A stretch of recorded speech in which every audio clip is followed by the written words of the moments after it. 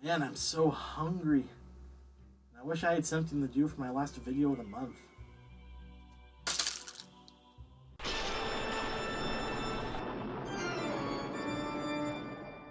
Who are you? I'm fear. I'm the husband. That's it. What do you mean? This? This is just a bedsheet that I found and I'm hanging up behind me. That's the best you can come up with. Yeah, this is all I have. This is all I can afford. It's kind of low tech. I only got like $20, man. What do you want from me? Never mind that. I am fear. I have come to make you do that which you fear most. Yes, you are going to do a video on the Nightmare Before Christmas. Hear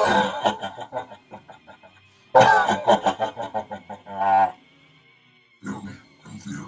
Goodbye.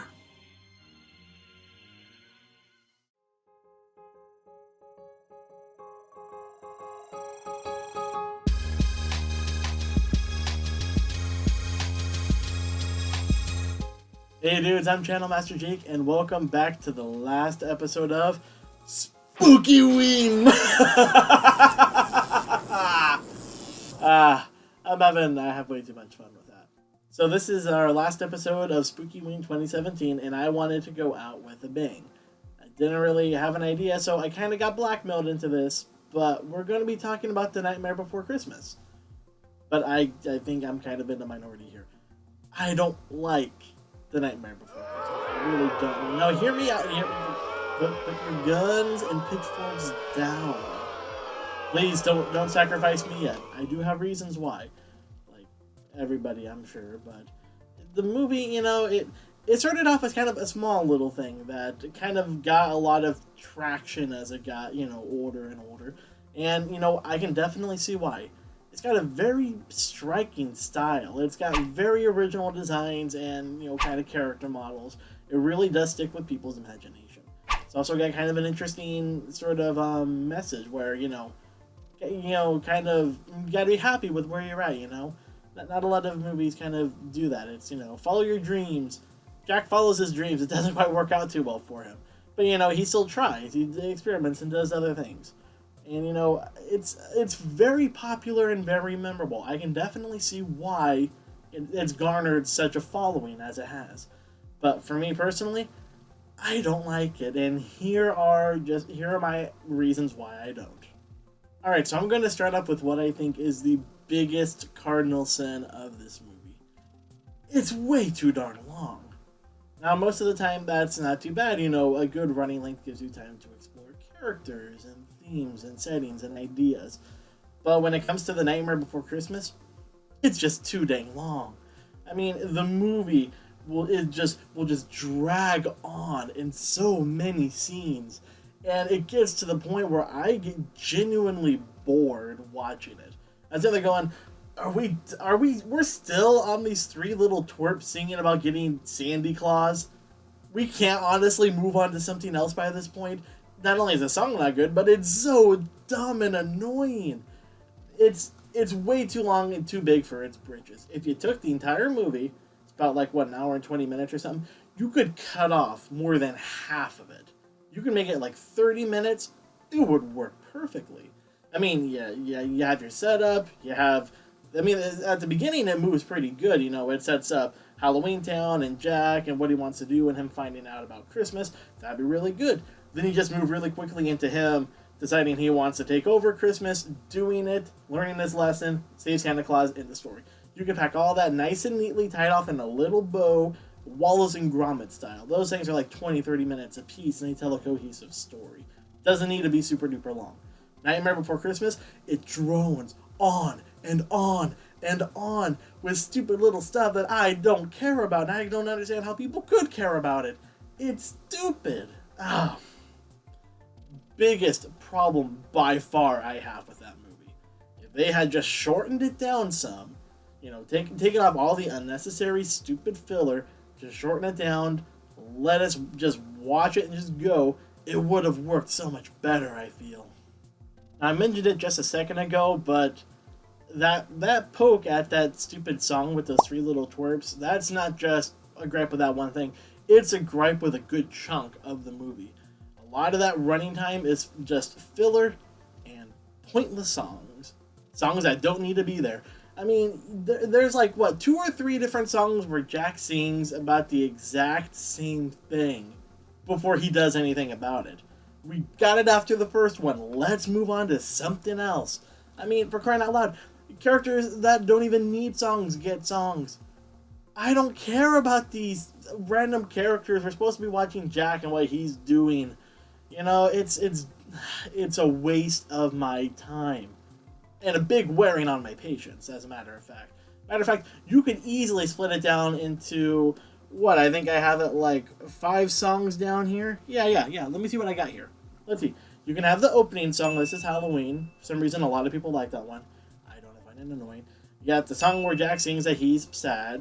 The song where he's in Christmas is like, what's this? What's this? You know, because it's, you know, a big turning point in the movie.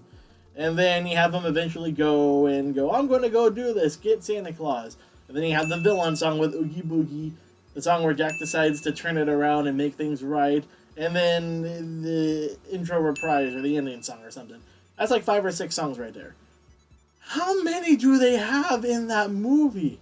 I forget. I'm putting the number down because I'm going to look it up now. I'm going to look up later. This is how many there are. That's a lot, especially for an hour and 20-minute runtime. And a lot of it is just unnecessary stupidity. I don't care about these random-ass characters on the side. I don't need to hear that Jack is sad and wants to know more about Christmas. I got it after the first one. Let's move on to something else. By that point, I'm just getting tired of it. And not to mention, a lot of songs aren't super-duper catchy. Like I said, This Is Halloween. People really like it. For me, it's one of those really annoying earworms that just gets in your head. You remember those commercials, you know, head on, apply directly to the forehead. You know, those commercials? They get in your head all right, but you don't like them. They're like those stupid little parasites that just burrow in there. That's how that song is to me. Almost every single one of them. I don't like, and I usually like Danny Elfman. I enjoy his stuff. I enjoy his work. He does a good job singing as Jack, but the songs themselves, I honestly don't like. The only one I think I like is What's This? I mean, just because, I don't know, it's got a catchy enough melody that I'm like, oh, okay, I can get into this. The other ones, psh. The only other one I think that I liked was kind of Oogie Boogie song. It's because it's got a nice jazz sort of blues rhythm going to it. That one's kind of catchy. I'll give them that. The rest of them, totally unnecessary, totally unneeded, and honestly, they could just cut out a good half of them and still get everything across just fine. So this next reason might be one that's exclusively to me, I don't know. But I'm really burnt out on The Nightmare Before Christmas. I mean, really burnt out. I mean, ever since, you know, I was like a teenager growing up, I would see it all the time. But now, especially around like Halloween and Christmas time, especially, because I mean, Nightmare Before Christmas, duh. But you see it everywhere. And I mean everywhere. And it's just like you can't go anywhere without seeing Jack Skellington's skeleton face smiling at you. And I don't know, I'm just burnt out by the whole dang thing. I mean, and I hear they're coming out with a sequel now. Oh, I'm not ready for it. I'm not ready for more. I'm not even ready for the original one, for crying out loud. And it's everywhere, especially around Halloween this time of year. To the point where I'm just sick and tired of stinking seeing it. I don't want to see any more of Jack and Sally. Tumblr, get your fanfiction away from here. I am done. Now, speaking of Jack and Sally, oh boy, I'm going to anger so many people here. The romance doesn't work in that movie. Ooh, I know. I'm breaking a cardinal sin here, I'm sure. But, I mean, you know how I said the movie is way too long? This is like the one part that's way too rushed. I mean, throughout the majority of the movie, you just see Sally pining for Jack. That's it. It's not until, like, towards the very end that he suddenly is like, Sally, I never noticed you before. It's just like, this is right the friggity frack out of nowhere. I mean, they don't even speak to each other. They don't even speak until 40 minutes into the movie. 40 minutes of an hour and 20-minute movie. That is like halfway, maybe a little over halfway. That's a long time. And when this is supposed to be a good driving force of the narrative, the point where they keep referencing it over and over and over, and there's so many drawings and fan fictions of it all over the place. It is rushed, and it doesn't make any sense. It just comes right out of nowhere, pretty much, from Jack's part. He's just like suddenly, I love you all of a sudden. Faster than a Disney princess, I love you. And it's unrealistic, it's stupid, it just doesn't work. If you're gonna have a good romance and you're gonna have it done fast, you gotta at least have some sort of chemistry between the two, and you gotta at least have them talking earlier than 40 minutes into the damn movie. I'm sorry, I'm still gonna harp on that. That's a long time. That's like having, that's like Beauty and the Beast, okay? Imagine Beauty and the Beast. They don't speak to each other until almost to the third act. Suddenly he's just like, Belle. She's like, yes. And then it's not until like the last 5 minutes he's like, I suddenly love you. And she's like, okay. And then da-da, Beauty and the Beast, da-da-da-da-da. It's dumb. It doesn't work. You're gonna have a good romance. You gotta give it time to develop. Not, oh, I love you. The end. Stupid. Stupid. I don't see how this gets so much leeway from people. That's not how you do it, man. Okay, I've calmed down. But I still have one more reason why this movie is just so incredibly overrated. You wanna know what that is? It's another big part of the movie. Well, it's a big part of most movies anyway. The villain. Yes, again, I will give him this. He has a cool song, Oogie Boogie has a cool design, but look at it logically. He doesn't even pop up till the last third of the movie. And he only shows up like maybe just once or twice for like a couple of seconds apiece. Like in the opening song, and some other time he just kind of pops up as like, boo, a shadow. You know, this last third, they just kind of go, oh, he's the villain now. Yeah, he's a character of convenience is all that he is. He's a character that pops up right the heck out of nowhere to give Jack some sort of villain to fight for the last third, so there can be like a climatic end structure climax. But whatever, you know what they're trying to set up. Good versus evil, and now there's like a fight. When it comes right the heck out of nowhere, there is no build-up, there is no satisfactory payoff. It's just, Oogie Boogie is suddenly the villain now. And why is he the villain? I'll be danged if I know. They don't even give him anything. I mean, if they had built him up as like, he's the outcast of Halloween Town, he's the one that we're scared of. No one goes to Oogie Boogie. You know, give him some sort of build-up, then it might have worked. But you know how I said some stuff is like way too drawn out, some stuff is way too rushed? His is beyond rushed. He's just like, we need a villain or something for Jack to fight? Here. There. He'll work or whatever, I guess. He's a character of convenience. He adds nothing to the story. You cut him out, and at the end of the movie, Jack just goes back to Halloween Town, sets Santa Claus free, and Santa Claus goes and saves Christmas. That would have worked perfectly fine. I mean, just think about it. It would have worked fine. You can cut him out, you would miss nothing. Except those stupid annoying brats singing, get to Santa Claus. I hate that song. I hate those twerps. Oogie Boogie is just unnecessary. He's unnecessary. Some villains you have to have inside of a movie. Take, for instance, the latest Spider-Man that came out, Spider-Man Homecoming. You need to have the Vulture in there. You know, Spider-Man has to have someone to fight, and not only that, but he's well integrated, spoilers, into his personal life. It works. It works on all sort of levels for the superhero that you're going for and the personal level. It connects on both, which is good for a Spider-Man movie. If you took him out, the movie would be seriously lacking. You take Oogie Boogie out of Nightmare Before Christmas, nothing changes at all. If anything, the runtime is cut down a little bit. Maybe the story gets a little more streamlined. That's it, and that's a good thing. Why so many people are just infatuated with all these different aspects that I'm bringing up, and they're just completely fine with them, is beyond me. No movie is perfect. Even ones that I really like, I can admit they have flaws. But this one is held up as like the golden creme de la creme. And it's perfect and it can't be touched, when really it has so much wrong with it. And for those reasons, it is so completely and vastly overrated.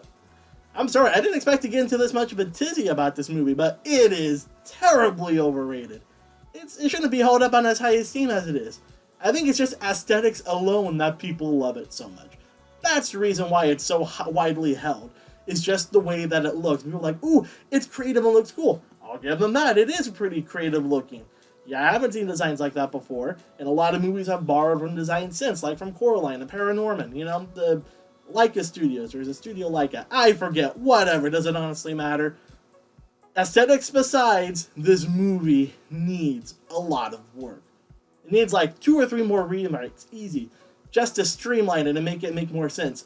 But no, we're left with this, and it's held as like one of the greatest Halloween movies of all time. No, it's not. It honestly isn't at all.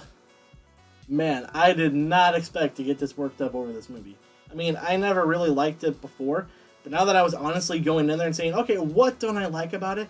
I kept having like all these notes I was writing about stuff that I didn't like about it. And I'm forgetting some stuff too. I'm kind of blocking some of it because I'm just like, I don't want to relive it again. So I understand why. I honestly do understand why a lot of people genuinely love this movie and why they genuinely like it. I do understand that. I'm not stupid. But when I look at this movie, I can see what they like, but I can see so many glaring, overbearing issues. They just need to be taken care of. And why people don't even acknowledge that those things exist, I will never, ever understand. Well, that's it for Spookyween this year, everybody. Oh my gosh, that was a little more intense than I intended for it to be. But hey, I got my trick this year. I hope I get a treat instead later on. Well, after this, I'm not quite sure what we're going to jump to next. I mean, there's a whole world of possibilities of stuff to talk about. So, you know what? I'm just going to keep having fun. I'm just going to keep making stuff. And I hope you guys keep watching, you know? Let's see what was... If you have any ideas for stuff, let me know. You know, I'm always open for more things. So, in the meantime, like the video if you liked it. Leave me a comment on what you think about The Nightmare Before Christmas. I love seeing other people's ideas, you know? You can look at all my reasons and say, like, well, this is why I don't think your reasons work.